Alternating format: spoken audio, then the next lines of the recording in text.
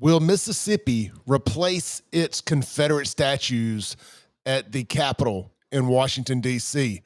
A key Mississippi leader is open to replacing the state's white supremacist statues in Washington, says the headline in Mississippi Today. And this is the first time that a GOP House leader has actually considered tackling the issue. I'm going to read the story, then I'm going to read a quote that I got from this particular GOP House leader, who, just for full transparency, is one of my close friends and my personal rep out here in Brandon, District 60, Fred Shanks. So I want to put that on the front end.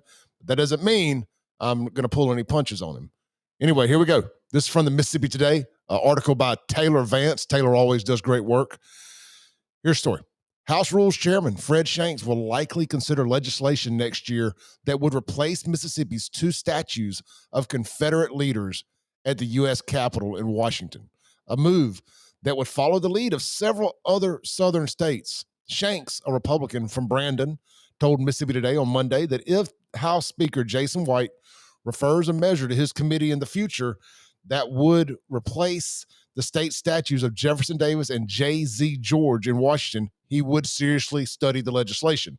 Quote, "The things I'm going to take into consideration is how much it costs and if, and it's a big if, we have the votes," Shanks said. Quote, "So I've got a lot of work cut out for me. I got asked about this. I'm sorry, let me say that. Start over there. I've got a lot of work cut out for me.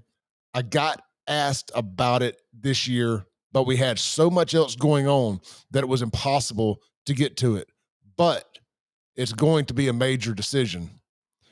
While Democratic lawmakers have filed measures to replace the statues for years, Shanks' recent comments are the first significant movement by GOP legislative leadership to replace the statues that the state placed in Washington nearly a century ago. The legislature could create a committee to decide on possible replacements similar to the one made in 2020 to recommend a new state flag, or lawmakers themselves could pick the replacement. I can just tell you right now, they do not need to do anything the way they did the flag.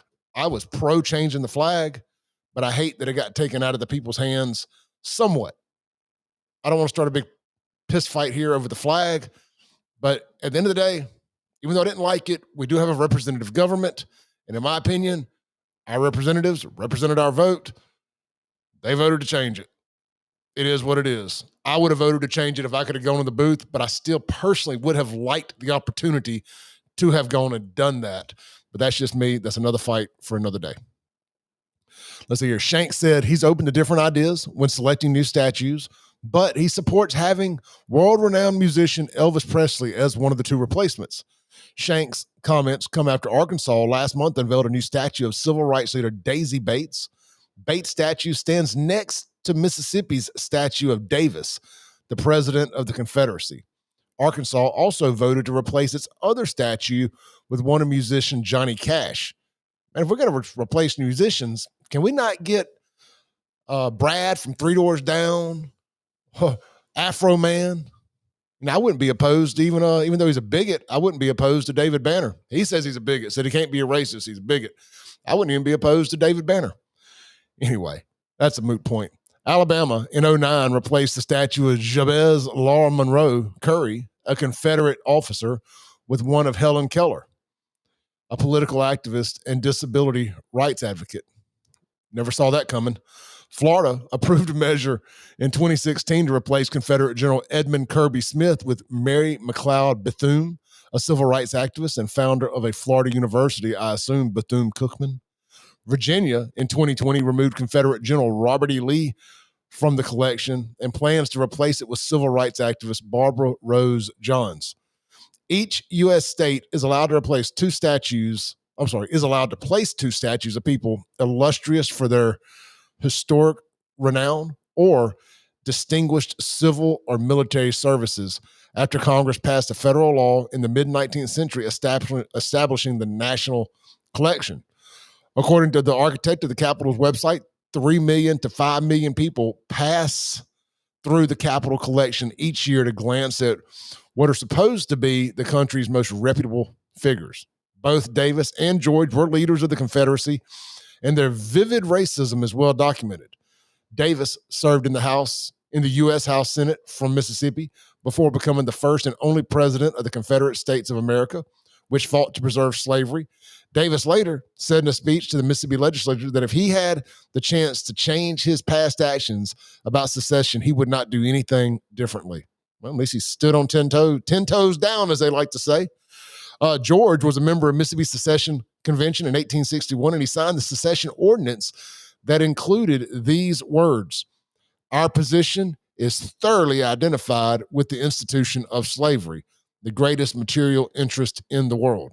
George served in the Confederate Army and was also the architect of the 1890 Constitution that sought to reestablish white supremacy in the state and disenfranchise black citizens from voting or holding elected office. Federal law also states federal law allows states to replace statues in the collection. To change a statue, a majority of lawmakers in both the legislative chambers must vote to approve the replacement, and the state is required to pay for the cost of replacing the two statues. So the House and the Senate here, which can't agree on anything here lately, damn near couldn't agree on not allowing men to use women's restrooms. We're going to hope that all of them, not we, I don't think they should change these things. I'm tired of erasing history, no matter how offensive it is. We expect these guys to come together to agree on this. I don't see it happening, but they do tend to agree on silly things that don't necessarily make the most sense. See the squatted truck ban that passed this year. Wink, wink. And plus, hey, look, it is going to be very expensive. Then what do you do with them? Bring them back here, throw them in the old Capitol, I guess? Just don't make sense. It seems like we got so much other stuff going on in this country right now to even discuss moving statues and having to pay to do it. It's going to be a hard no for me. It's going to be a hard no for me. I got a quote here from Fred Shanks. Like I said, Fred's a friend of mine. I reached out to him for a quote on this matter. And basically what he says is, look, keyword study. You know, this ain't locked in stone. They're going to take a look at it. So I want to make sure we get that out there. And here's the quote. It says, Shanks, a Republican from Brandon. All right, so we've already covered Fred's quote from here. I'm not going to add to it. I just had a personal conversation with him, and he really laid it out. It's a big if, and it's a lot of work to do, but it's a very polarizing topic. There seems to be very few people in the middle on this. Again, I was for changing the flag. I'm really not for moving statues. I think that after 2020 and what they did, the BLM riots, the Summer of Love, what they did to all our Confederate statues in our history was deplorable. And I don't think conservative politicians should be looking at doing anything to further erase history, good, bad, or indifferent. If we're going to continue doing this, inevitably, it's going to come down to replacing some history that Democrats, blacks, and progressives don't want replaced. Now, I'm just going to go on record saying that. You know, when are we going to start looking at some of these civil rights icons that had sketchy personal lives? Start taking down their statues. Start renaming streets that were named after them. Be very careful when you open Pandora's box, is all I'm saying. So what do you guys think? Should Mississippi consider replacing the statues up there? Now, look, I get it's a bad look right here, right? You got the two Confederate guys, which were just men of their time. Say what you want, say what you will. They were men. They were products of their environment. As people in Jackson love to tell me about all the violence, the crime, the drug dealing, the killing. Man, these kids are just products of their environment, Clay. Well, can I make the same conversation for these Confederate presidents, leaders, whatnot? Just products of their environment. Now, I don't agree with what they did. The white supremacy parts anyway. Or the slavery, any of that. I'm just saying. They were products of their environment. They were military. They fought for their country, or the country that they created anyway. I don't know. It's a complicated deal. Because you don't co-sign on the racism. You don't co-sign on the slavery, but you had to be a critical enough thinker to know that it was in the 1800s and it was just a whole different world then. We're constantly supposed to forgive everybody for the nonsense of 2020, the BLM riots. It was for the greater good, Clay.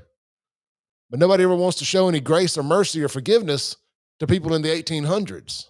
It just don't make sense to me. Drop me a comment. Let me know. Again, I ain't even about this Confederate stuff.